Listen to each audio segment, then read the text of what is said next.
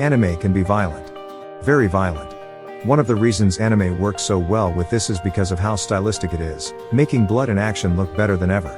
However, many violent anime also suffer from somewhat poor plotting, feeling shallow at best, as an excuse for more fight scenes. Black Lagoon is a little different. While it is still stylistic and looks good in its own way, it tries to be more raw and real at the same time. It also tries to push story to be equal to the action scenes, giving its characters more meaning and background story than most bother to do. The result is a depressing world, but one you still feel invested in.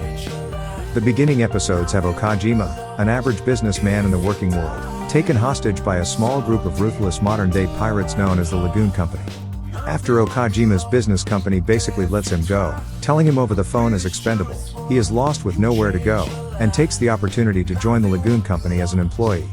Throughout the rest of the series we learn more about these pirates and their world, which revolves around their home city Roanapur, a violent town where the lowest of the low reside. Okajima, from that point on given the nickname Rock, tries to find a place for himself to fit in here, free from the stresses and restrictions of normal life, but trying to maintain his own sensibilities by avoiding violence where possible. The first several episodes do a great job at helping us understand the main characters. Revi is the poster girl for the series, a violent gun-wielding femme fatale, with a strong and brash attitude hiding her tortured past.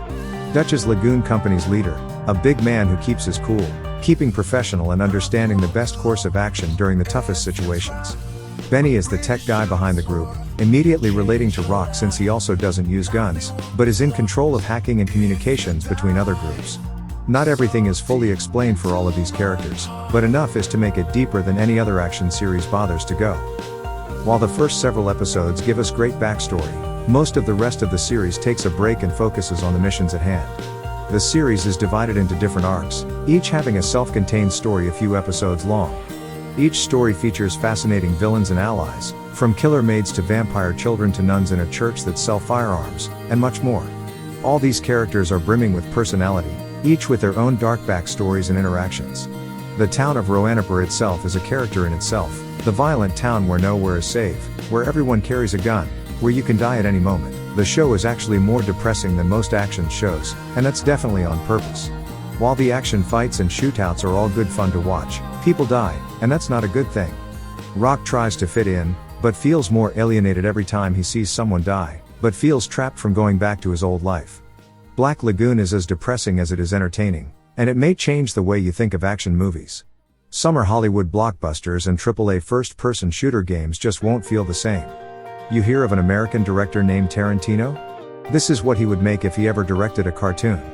He tends to make things differently from most other directors, so for something to be on his level isn't something to scoff at. If I had to complain, it's that pacing of the episodes don't feel quite right. It might be just me, but having stories that take up multiple episodes at a time never felt right.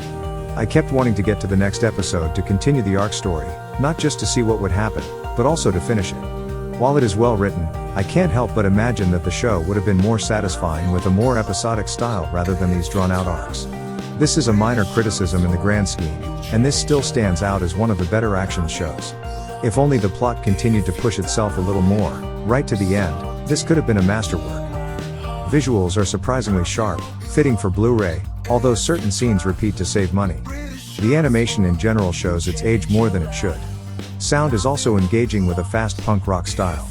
Look up the opening and end credits songs used online, and it'll give you a great idea of what to expect from the show, and they're fun to listen to on their own regardless. English dub is fun, especially with accents certain characters have matching their character's nationality. You'd be hard-pressed to find an action show that succeeds as much as Black Lagoon does. It doesn't quite feel like the masterpiece so many look for, but it comes closer than anything in getting there. Thank you for watching our video. If you enjoyed this content, please don't forget to give us a like and consider subscribing to our channel. Your support helps us create more videos like this in the future and we really appreciate it. Thanks again for watching and we hope to see you in our next video.